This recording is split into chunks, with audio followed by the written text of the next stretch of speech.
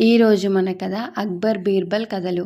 ఎన్ని రూపాలు ఉన్నప్పటికీ దేవుడొక్కడే కదా తెలుసుకుందాం. ఒకరోజు అక్బర్ బీర్బల్ని ఎలాగైనా ఇరుకులో పెట్టాలనుకున్నాడు. ముస్లింలు అల్లాను, బౌద్ధులు బుద్ధుణ్ణి, క్రైస్తవులు క్రీస్తువును పూజిస్తారు. మరి హిందువులు ఎందుకయ్యా అంతమంది దేవుళ్ళను పూజిస్తారు అని అడిగాడు. దానికి బీర్బల్ దేవుడు ఒక్కడే, రూపాలు అనేకం అన్నాడు. అదెలా సాధ్యం అన్నాడు అక్బర్. చెబుతానంటూ బీర్బల్ ఒక సైనికుడిని పిలిచాడు. తలకు చుట్టుకున్న దానిని చూపి ఇదేమిటి అని అడిగాడు. తలపాగా అన్నాడు సైనికుడు.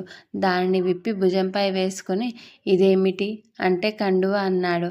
ఆ తర్వాత దాన్ని నడుముకు చుట్టుకోమని చుట్టి ఇదేంటి అన్నాడు. అంగి అన్నాడు సైనికుడు. అలాగే ఇప్పుడు మనకు నీటి చుక్క ఆకాశంలో మేఘం రూపంలో ఉంటుంది. కింద పడితే నదిగా మారుతుంది.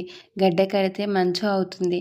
చూసారా మహారాజా, వస్త్రము, నీటి చుక్క స్థలాన్ని బట్టి ఎన్ని రూపాలెత్తాయో దేవుడు అంతే అంటూ అవసరాన్ని బట్టి ఎన్నో అవతారాలెత్తుతాడు మనకు మోక్షం కలిగించడానికి అంటూ బీర్బల్ తన కథను ముగించాడు.